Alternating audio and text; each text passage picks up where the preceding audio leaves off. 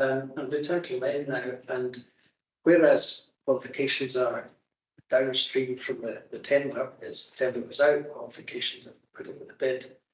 Another key issue which is covered in the guide is, of course, about contract amendments, and there would appear contracts start with standard forms, but the amount of amendment that is going on is causing a great deal of concern.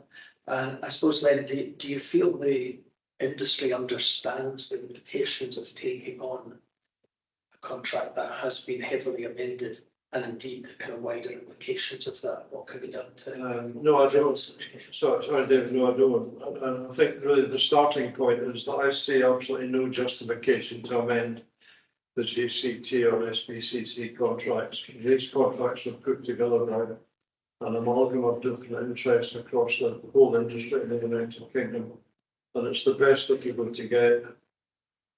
So why we've fallen into this trap of heavily amending contracts is beyond my comprehension. It simply transfers risk onto the contractor and the supply chain. You don't see I've never seen a contract amended that puts more onerous obligations on a client. And I think in fairness to the Scottish Government, when they brought out the procurement handbook, they did major on the fact that the contract should only be amended under exceptional circumstances. And if they are amended, it should be shown in track changing so that people can understand what changes have been made. What happens, we see in adjudications continually, page after page of amendments written in minuscule font so that nobody can actually read the stuff. And that's just crazy. So I think also that Ian McIlwee may pick this point up, but we've definitely seen a movement from Ian's sector for his members to start to say no to main contractors not amending contracts. And I think in the last 3 or 4 months, I think there have been 8 instances where in 7 situations the amendments were withdrawn by the main contractor because they wanted that subcontractor on its job.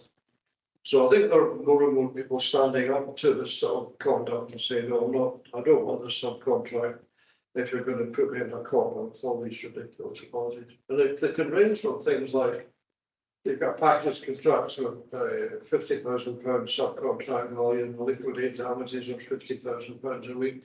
It's crazy. So, I think one of the real thrust of this best practice guide is to get people to start looking much more closely at what they're contracting into.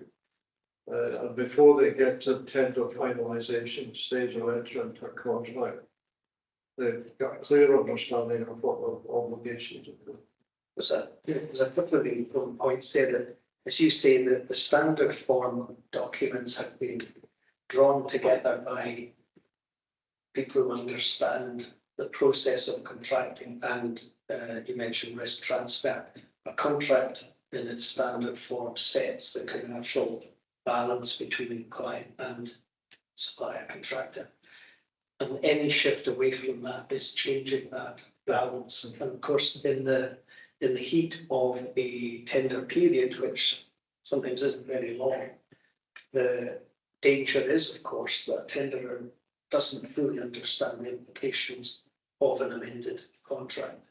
The risk is being shifted. That's a good example you give about a package of a certain value, but with very high LNA damages provision, which is completely out of sync with the work that is actually done and the value of that work.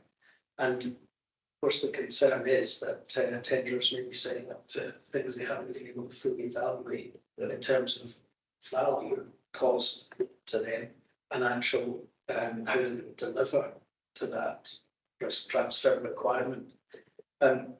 What do you feel is the best way to progress out of what is becoming a tricky situation with regard to amendments? Well, I think clients can play a big part in this. And I think perhaps educating clients to the fact that they're simply imposing more risk on the contractor, which and there'll be a price to pay for that. When Ian had a great example last year, I think, when he was looking at a heavily amended contract, and I think Ian said to the client, we'll price the job without these amendments, and then you decide what what you would do, and he was going to get much lower price.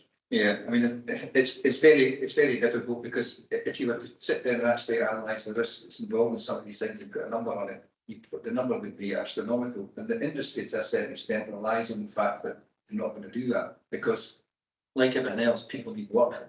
And when work's tight or short, decisions get made, commercial decisions get made, probably sometimes not necessarily correct commercial decisions, and they can come back and bite you, basically.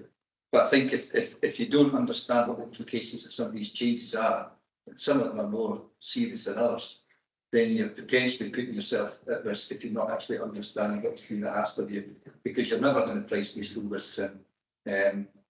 Well, if everything priced the risk, then the job's probably going to go ahead because not one budget would come in within reason. But I think that becomes the balance between the client's expectations and why they're doing this, as opposed to what the contractor's been asked to do. Why are you making these amendments? What's the reason behind it all? And sometimes the reasons are, I don't really know, they'll be put around because they can be. And we need to have an opportunity to challenge it. But as I say, that is one thing that the industry's bad for. It doesn't necessarily price these things for the food because it's just something not positive. I think one of the messages about this best practice guide is that the industry needs to sharpen up its act when they're pricing contracts. More, in my view, more and more commercial managers and construction organisations need to up their game in terms of reading contracts. A lot of them just pick up the phone to consultants like ourselves and Janey's firm to get advice instead of actually doing a lot of it. So they should be reading much more of what they're getting into. And presumably the process should be that the commercial team within a bidder's organisation should have full understanding of everything that contract is putting up to them.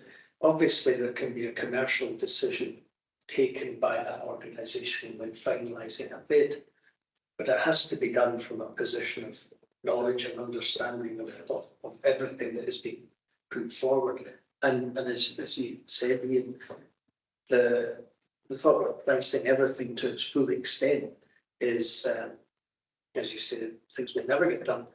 But the fact is that if there are good skills in risk management, again, understanding that baseline position will allow both a commercial decision and indeed an operational decision as to how those risks can be perhaps eliminated, but more likely managed within the context of the contract as it proceeds. But again, your point, Len, is that early stage diligence, understanding exactly what is in the contract and then taking it forward from there is critical. And again, the guide covers all of this in some detail.